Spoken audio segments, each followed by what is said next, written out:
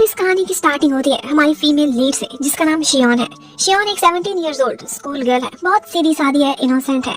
Makeup, grooming, fashion, इसके बारे में उसे ABC भी नहीं आती, लेकिन फिर भी अपनी तरफ से वो आज बहुत अच्छे से तैयार होती है। एक्चुअली उसने अपने एक स्कूल क्रश को आज प्रपोज करना था डेट पर जाने के लिए। जब वो स्कूल जाने लगती है तो उसकी मामा भी उसकी तारीफ करती है, क्योंकि आज उसने यूजुअली से ज्यादा अच्छे अपने बाल बनाए थे। और सारा रास्ता भी वो जाते हुए प्रैक्टिस करती रहती है कि वो कैसे अपने क्रश से बात करेगी।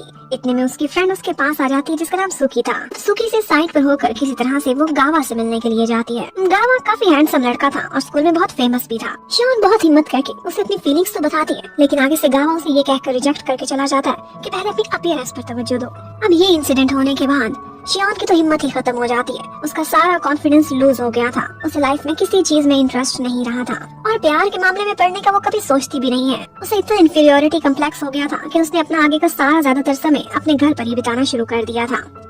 आहिस्ता आहिस्ता वो ब्यूटी कंसल्टेंट्स की वीडियोस देखती थी, बुक्स रीड करती थी और मेकअप प्रोडक्ट्स यूज करने की प्रैक्टिस करती रही। स्लोली वो इस सब में मास्टर होती गई। फिर हमें दिखाते हैं कि ईयर 2022 आ चुका है।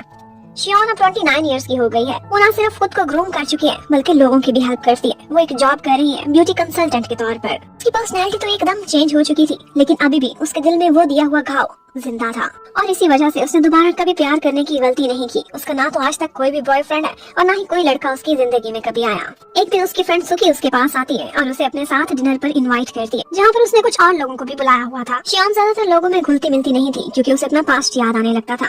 जब वो स्कूल टाइम में थी तो उसकी अपीयरेंस की वजह से लोग उसे बुली किया करते थे। सिर्फ एक लड़का शियोन ही था जो उसके साथ नाइस था और बाकियों को उसे तंग करने को रोकता था। लेकिन उसे नहीं अंदाजा था कि एक दिन वो उसका दिल तोड़कर चला जाएगा। अब शाम को शियोन बहुत अच्छे से तैयार होकर उस डिनर पार्टी पर जाती है तो उसे पता चलता है कि ये तो एक मैचिंग पार्टी थी। वहाँ पर सुकी ने बहुत सारे सिंगल्स बुलाए हुए थे जो आपस में मिंगल करने की कोशिश करेंगे और अंडरस्टैंडिंग बढ़ाएंगे। यहाँ पर सुकी की एक सिंपल सी और मिस्टीरियस सी कजन भी आई हुई थी, जिसे देखकर शियोन को अपना स्कूल का जमाना याद आ जाता है। शियोन जैसे ही बाहर आती है तो एक लड़का उसके पीछे पीछे उसका फोन नंबर लेने के लिए आता है। वो उसे अपना नंबर दे देती है, लेकिन उस टाइम उसे बहुत दुख होता है जब वो उसी लड़की की बातें सुनती है, उस सिंपल सी लड़की के बारे में। वो यही कह रहा था कि ऐसी पार्टीज में आने से पहले उसे अपनी अपीयरेंस तो फिक्स करनी चाहिए। अब सेम यही सेंटेंस सुनकर शियोन बहुत दुखी हो जाती है। वो हर्ट हो गई थी, उसके पुराने घाव फिर से ताजा हो गए थे और फिर सुकी को कहती है, love isn't my thing, I know मुझे ऐसी पार्टीज में मत बुलाना। और सुकी को अंदाजा हो गया था कि इसे आज तक गावा की यादें आती है और ये मूव ऑन कर ही नहीं पाई। शियोन आती है घर, बहुत रोती है और उसकी अपनी बेस्टी के साथ और पीछे गावा के साथ एक फोटो थी, उसे वो फाड़ने लग जाती है। जैसे ही वो उसे फाड़ती है तो एक मैजिक सा होता है और उसे ऐसे लगता है कि जैसे वो कहीं टाइम ट्रैवल कर गई हो। वो उसी समय में वापस पहुंच चुकी थी जिस टाइम वो ये फोटो ले रहे थे। वो ये सब देखकर बहुत हैरान होती है। उसे लगा था कि वो ये एक सपना देख रही है, लेकिन इतने में वो नोटिस करती है कि गावा के हाथ में वही फ्लिप वाला फोन है जो उस जमाने में वो स्कूल में यूज किया करते थे। इतने में वो सोकर उठती है तो देखती है उसने ग्लासेस पहने हैं, उसका कमरा पुरानी सेटिंग में है और तो और उसकी मामा भी एकदम यंग लग रही है। वो ये सारा कुछ अपना एक सपना समझकर कंटिन्यू करने लगती है, लेकिन आज के दिन जाते हुए वो बहुत अच्छे से रेडी होती है। बिल्कुल वही स्किल्स यूज करती है जैसे उसे मेकअप की सारी चीजें इस्तेमाल करनी आती थी। अब जैसे ही वो स्कूल पहुंचती है तो हर कोई उसे देखकर स्टन रह गया था। शियोन की ट्रांसफॉर्मेशन एकदम कमाल की थी। उसकी फ्रेंड सुकी तो एक दफा उसे पहचानती भी नहीं है, लेकिन यहाँ पर गावा उसे कहता है कि वही शियोन तो है, पहले भी ऐसी ही थी, सिर्फ इसकी ड्रेसिंग थोड़ी सी ऑड होती थी, सुंदर ये हमेशा से थी। शियोन परेशान थी कि मेरा सपना इतना लंबा क्यों होता जा रहा है, क्या ये सपना है कि हकीकत। वो चीजों को स्मेल करने की कोशिश करती है, छू कर देखती है, खा कर देखती है और इतने में वो गिरने लगती है तो उसे गावा आकर संभाल लेता है। वो गावा की बाहों में जाकर गिरी थी। टाइमिंग एकदम परफेक्ट थी। वो उसे छू कर देखती है कि कहीं ये एक सपना तो नहीं और फिर पूछने लगती है कि ये कौन सा साल जा रहा है। ये 2010 था।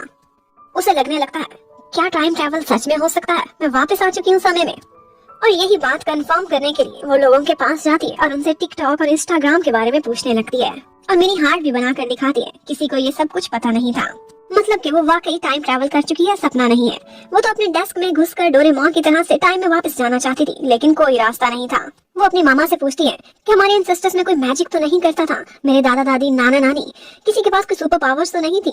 लेकिन उसकी मामा को उसकी बातें फजूल लग रही होती है। अब शियोन किसी को कुछ बता भी नहीं सकती थी, बस इशारों इशारों में सुकी से कहती है कि क्या टाइम ट्रैवल रियल होता है। बताती है कि मेरी एक कजन काओरो है और उसे इन चीजों में बहुत इंटरेस्ट है और इसी पर उसने थीसिस भी पढ़े हुए हैं। में गावा सामने आता है और आज वो खुद से शियोन को गुड मॉर्निंग कहता है, लेकिन उसकी इतनी अटेंशन देखकर शियोन शर्मा जाती है, वहाँ से भागने लगती है। एक्चुअली वो कभी भी प्यार में दोबारा पड़ना ही नहीं चाहती थी, वो डर गई थी कि ये एक दिन उसे रिजेक्ट कर देगा। शियोन अब क्लास में जब भी बैठती थी तो बॉयज उसे घेर लेते थे। वो इतने हैरान थे कि ये इतनी सुंदर कैसे हो गई है, क्या तुम मुझ में इंटरेस्टेड हो? ऐसी बातें वो अक्सर सुनती रहती थी, लेकिन उनको स्माइल करके इग्नोर कर देती थी, क्योंकि मेंटली तो उसकी एज 29 इयर्स थी। वो इनको बिल्कुल बच्चे समझती थी। उसके बाद शियोन एक लाइब्रेरी में जाती है। वहाँ पर 20-30 किताबें निकाल कर बैठ जाती है, जिसमें टाइम ट्रैवल से रिलेटेड बहुत सारी इन्फॉर्मेशन दी हुई थी, लेकिन वो फिजिक्स की इतनी डीप बातें थी कि उसे कुछ समझ नहीं आ रहा था। उसके बाद वो एक दफा गावा को एक लड़की से बातें करते हुए सुनता है। वो उस लड़की को रिजेक्ट कर रहा था और कह रहा था कि तुमने मेकअप इतना ज्यादा यूज किया हुआ है। वो लड़की हर्ट होकर वहाँ से चली जाती है, लेकिन ये सुनकर शियोन को बहुत दुख होता है। वो जाकर गावा को समझाने लगती है कि तुम इतने रूड क्यों हो जाते हो किसी को रिजेक्ट करते हुए, तुम किसी और बहाने से भी उसे मना कर सकते थे, उसके अपीयरेंस पर क्यों बोला। तो यहाँ पर गावा उसे बताता है कि जूनियर स्कूल से वो एक लड़की को लाइक करता था, वो भी उससे बहुत दोस्ती रखती थी, लेकिन वो उसको अपना बॉयफ्रेंड बनाने में बिल्कुल इंटरेस्टेड नहीं थी। इसीलिए उसे वहाँ से ऐसा गाँव मिला जिसको वो डेट नहीं करना चाहता, उसको वो कोई उम्मीद भी नहीं दिलाना चाहता। अब शियोन उसी हर्ट गर्ल के पास जाती है और उसे सिखाती है कि तुम्हारे फीचर्स बहुत सुंदर हैं, तुम्हें किस तरह से मेकअप करना चाहिए, उसे सारी स्किल्स बताती है। अब उसका मेकअप ओवर नहीं लगता था। उसे ये सब करते हुए गावा भी देख लेता है। अब गावा अपनी उसी हरकत पर आकर शियोन से सॉरी करता है कि मुझे समझ आ गई है, मैं गलत था। साथ ही साथ शियोन को ये भी समझ आती है कि गावा बहुत हम्बल है। कहता है कि मेरे से अच्छे और भी बहुत से लड़के हैं और वो लड़की किसी और अच्छे को डिजर्व करती है। शियोन ये सुनकर खुश हो गई है। उसे ऐसा लगता था कि लास्ट टाइम उसने इसलिए शायद मुझे रिजेक्ट किया हो, और यही सोचते सोचते वो ब्लश करने लगती है। और गावा ने भी ये बात नोटिस कर ली थी। इतने में सुखी आती है और गावा उसके साथ चला जाता है। वो दोनों एक ही एरिया में रहते थे। अब शियोन बहाने से सुखी से गावा के बारे में पूछने लगती है, तो वो बताती है कि हम लोग बचपन से एक दूसरे को जानते हैं, एक ही जूनियर स्कूल से भी आए हैं। अब शियोन को समझ आ जाती है कि जैसे गावा शायद सुखी को ही लाइक करता था और वो उसको सिर्फ एक दोस्त समझती है। वो एकदम बहुत कंफ्यूज हो गई थी। उसने इस नजर से सिचुएशन को कभी भी नहीं देखा था कि जैसे सुखी और गावा एक दूसरे के लिए बने हो।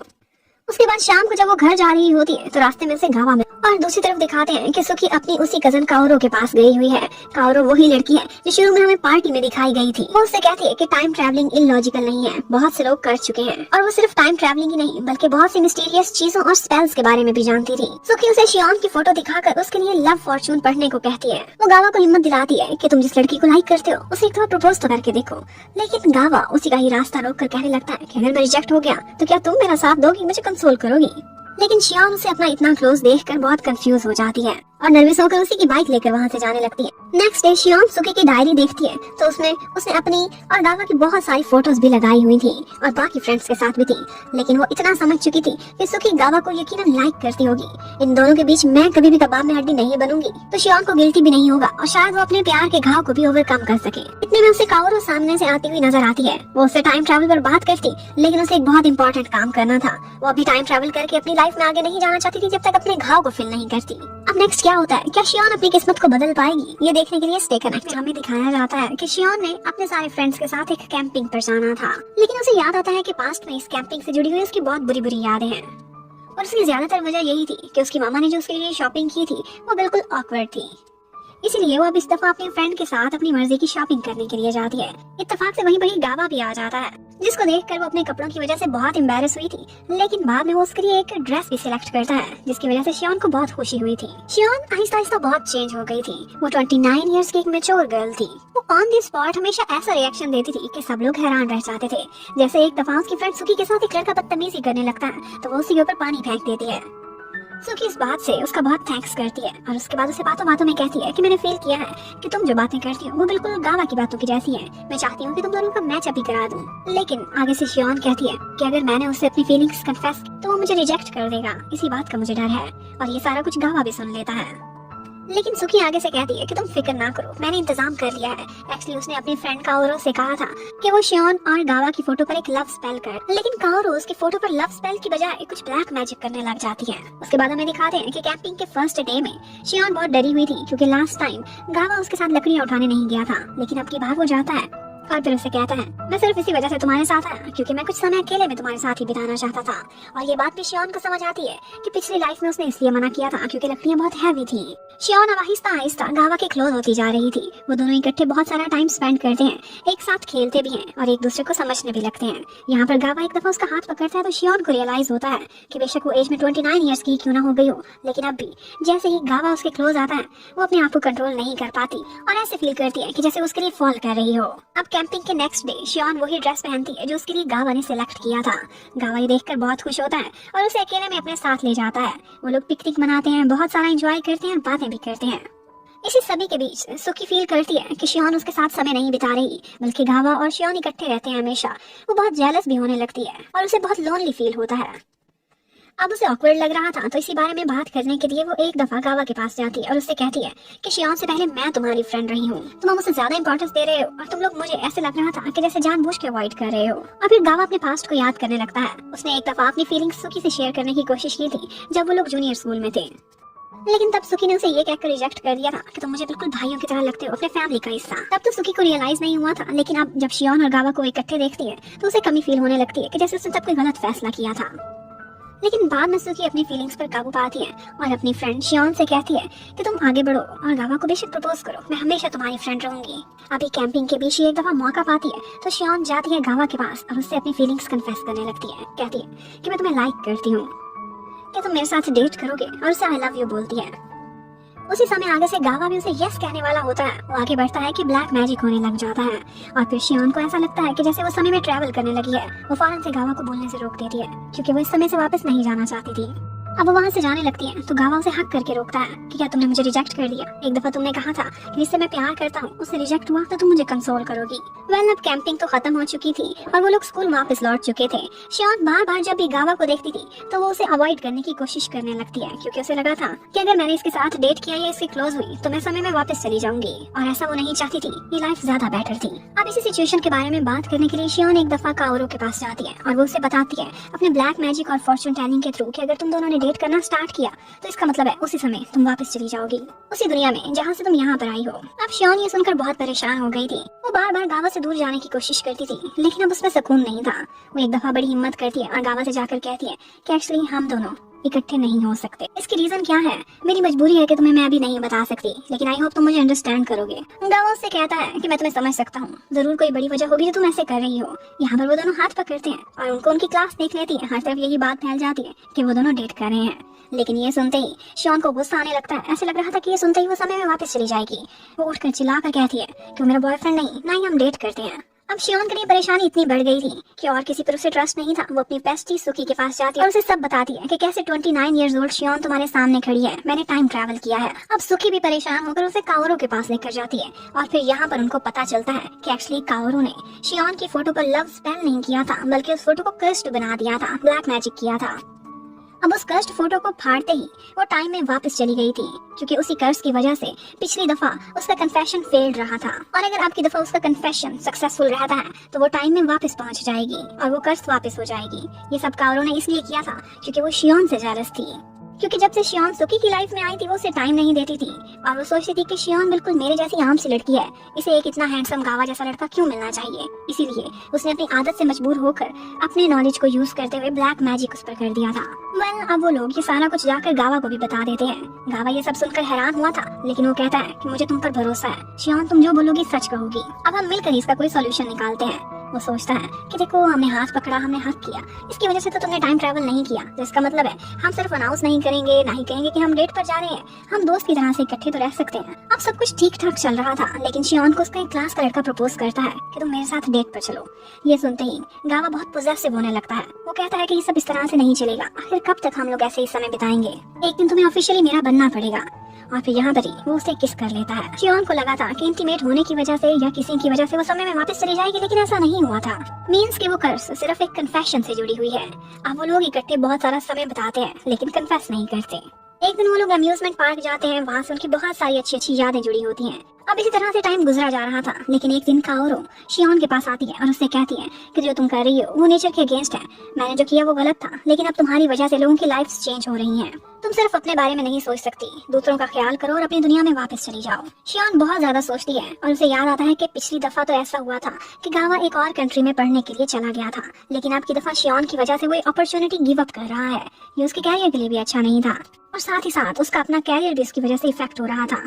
वो फैसला करती है कि वो टाइम में वापस जाएगी उसी दुनिया में जहाँ से वो आई थी। वो ये सारा कुछ गावा को भी बताती है, लेकिन गावा से ये सब बर्दाश्त नहीं होती। वो भागता हुआ शियोन के पास आता है जहाँ पर उन्होंने कन्फेशन करना था, लेकिन उससे पहले वो उन तीनों की वही फोटो मांगता है और खुद उसे फाड़ देता है। अब की दफा वो फाड़ते हैं तो दोबारा से उस फोटो खींचने वाले समय में पहुंच जाते हैं और वो फैसला करते हैं कि ये फोटो और गावा कहता है कि अब ये फोटो काओरू के हाथ में ना जाए वरना इस पर मैजिक हो जाएगा। लेकिन यहाँ पर शियोन कहने लगती है कि मेरी लाइफ का फैसला करने वाले तुम होते कौन हो? मैंने फैसला किया है कि मैंने वापस जाना है, मैं मजीद ये टाइम ट्रैवल का खेल नहीं खेल सकती। और उसके बाद उनकी म्यूचुअल एग्रीमेंट हो जाती है। दोबारा से वो फोटो काओरू के पास पहुंचती है, उस पर फिर से ब्लैक मैजिक होता है और उसके बाद दिखाते हैं कि गावा और शियोन अपना आखिरी दिन खुशी खुशी एक साथ बिताते हैं। वो दोनों एक व्यू पॉइंट पर भी आते हैं, वहाँ पर बहुत सी बातें करते हैं और शियोन कहती है कि मेरी विश है कि जब मैं अपनी दुनिया में वापस जाऊँ तो वहाँ पर तुम मुझे मिलो, मैं हमेशा तुमसे प्यार करती रहूंगी। और फिर इसके साथ ही वो उसे लव कन्फेशन करती है। जैसे ही गावा यस करता है वो गायब हो जाती है और अब वो वापस उसी पॉइंट पर पहुंच चुकी थी जिस दुनिया में वो 29 इयर्स की थी। अब उसने फैसला किया था कि वो खुद गावा को यहाँ पर तलाश करेगी। वो उसे तलाश करने की कोशिश करती है, पता चलता है कि वो अब्रॉड गया हुआ है। इतने में उसके फ्रेंड्स एक रीयूनियन अरेंज करते हैं जिसमें उन्होंने काफी सारे फ्रेंड्स को बुलाया था। ये उसी व्यू पॉइंट पर था जो उनके स्कूल के करीब था। वहाँ पर गावा नजर आता है और वो कहता है कि मुझे ऐसा क्यों लग रहा है कि जैसे मैं यहाँ पर पहले भी तुम्हारे साथ आया हूँ। अब शियोन को तो पता था कि ये कैसी फीलिंग्स हैं। वो लोग बिल्कुल ऐसे ही बिहेव कर रहे थे कि जैसे सदियों से एक दूसरे को जानते हो और रिजेक्टेड ना हो बल्कि एक कपल हो। उनके सारे फ्रेंड्स भी उनको इस तरह से देखकर खुश हो जाते हैं कि वो दोनों एज अ कपल अब रीयूनाइटेड हो चुके हैं। और इसके साथ ही इस स्टोरी की एंडिंग होती है। Thank you for watching, stay connected, bye bye.